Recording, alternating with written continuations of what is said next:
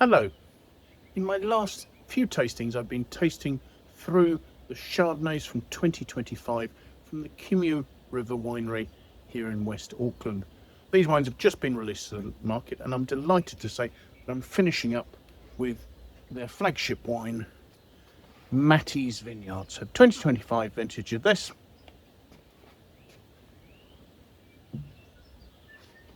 And arguably, Matty's Vineyard has been for a few years now New Zealand's leading Chardonnay.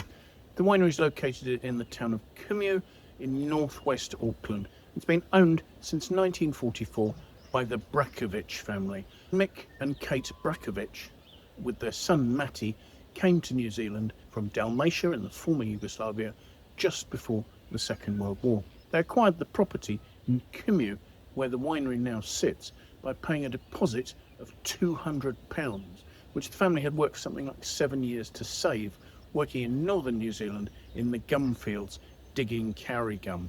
Really quite hard backbreaking work, extracting the gum from fallen kauri trees from what were often swampland locations. Mick Brajkovich died in 1949, but by the mid-50s, Matty and Kate had paid off the mortgage. And Matty came to focus on running what were at that stage called San Marino Vineyards. In 1957, he met and married his wife Melba, and in 1960, the first of their children, Michael, who's now the winemaker, was born. Now, Matty Brajkovich was both a community and an industry leader who had the foresight and the confidence to see that the Kumeu region was capable of being one of New Zealand's premium wine producing areas. And that was one of the things that led him to redevelop and replant this vineyard, Matty's Vineyard, a relatively small vineyard close to the winery, in 1990, where they planted what was then the best quality available clone of Chardonnay, the Mendoza clone. Unfortunately, by the time the first grapes were harvested from what was then called Matty's Vineyard in 1993, Matty had passed the year before. The resulting wine was released in 1994 on the 50th anniversary of the winery's founding. This is a very sheltered vineyard that faces north towards the sun. It has deep, rich clay soils, and as I say, is planted to Mendoza clone Chardonnay. This is a clone that came from the USA. It was the first quality clone to be available not just in New Zealand, but also probably in Europe. And kumeuriver believe that this vineyard, whose vines are now 30 years old, is probably the oldest example of a vineyard planted to Mendoza clone Chardonnay anywhere in New Zealand.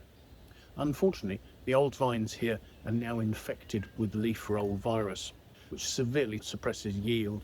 Now, the 2025 growing season in Kumeu was excellent.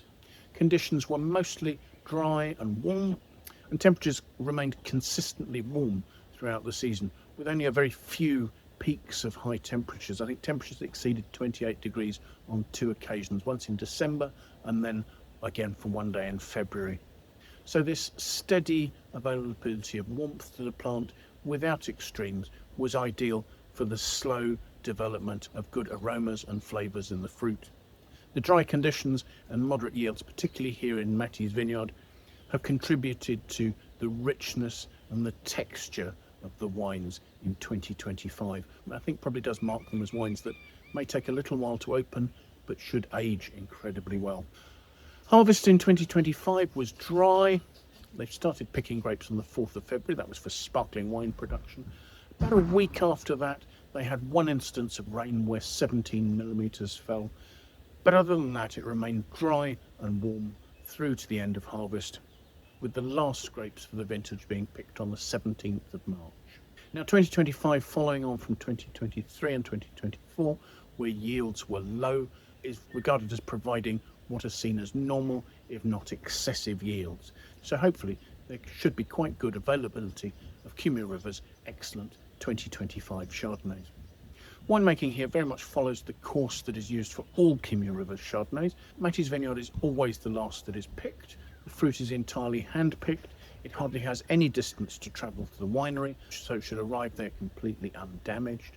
The fruit is pressed as whole bunches. One of the things about the Mendoza clone is it's known for producing hen and chick berries, so you get some really tiny berries that haven't fully sized in there, and those can provide some excellent acidity. If you machine pick Mendoza clone, or if you don't process it as whole bunches, you miss out on that because those tiny chick berries tend to be discarded. So following whole bunch pressing, the juice is put straight to barrel. It's left quite cloudy, quite turbid. They don't settle it at all. And fermentation is allowed to start with the indigenous yeast that are there either in the winery or found its way into the winery on the fruit. And as a result of that, you will have many different yeast strains conducting different fermentations in different barrels throughout the winery, giving the wine more character and giving the winemaker more blending options. Fermentation is done entirely in French oak barrels. These are Burgundy PS barrels. 30% of those are new, and the coopers that they favour for Matthi's Vineyard are Seguin Moreau and Mercury. All the wine undergoes malolactic conversion and stays in barrel with its full lees for about 11 months, having been bottled in May 2026.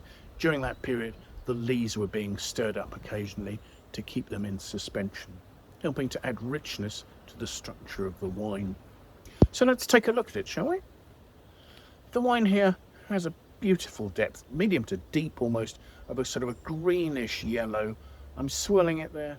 This is slightly less alcoholic than either the Coddington or the Hunting Hill at just 13.7%. And actually the tears that are forming here do seem to be slightly smaller and more delicate, but there's still some good viscosity. So let's see what we make of the aromas, shall we?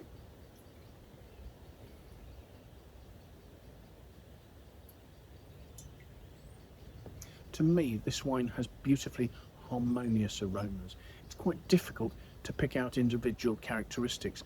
There's a richness to some fruit which starts out with delicate lime and lime flower notes, moving on to sort of white peach and through almost to a hint of pineapple.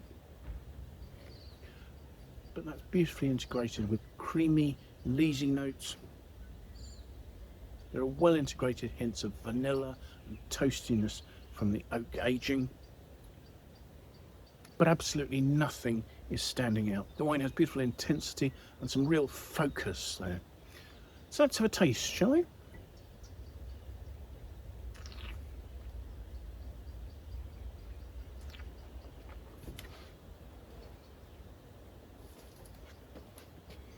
On the palate, it's completely dry and beautifully fresh. But again, the acidity isn't standing out from the fruit as much as it was in the Hunting Hill. The two are sitting together there. The mouth-watering juiciness that's coming from that acidity is showing off hints of lime through to peach. There's well-integrated creaminess. There's a mealy nature as those sort of hints of vanilla and cedar are well integrated there. The wine is medium to full-bodied and rich textured. The alcohol is very well balanced. It's not standing out as hot or warm, but is adding a little bit of roundness and opulence to the back palate. The wine has good length, and the fruit here is carrying through beautifully and showing itself very well. There's a saline nature accompanying liminess at the very finish and an intensity that's lasting really well.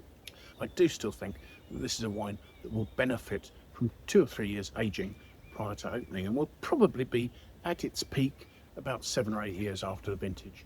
And it has the concentration and acidity to continue drinking quite nicely through to about 10 to 12 years of age.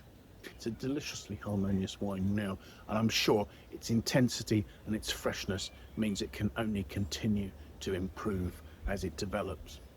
I would score this at 96 out of 100. I think this is a really lovely example of Matthi's Vineyard Chardonnay.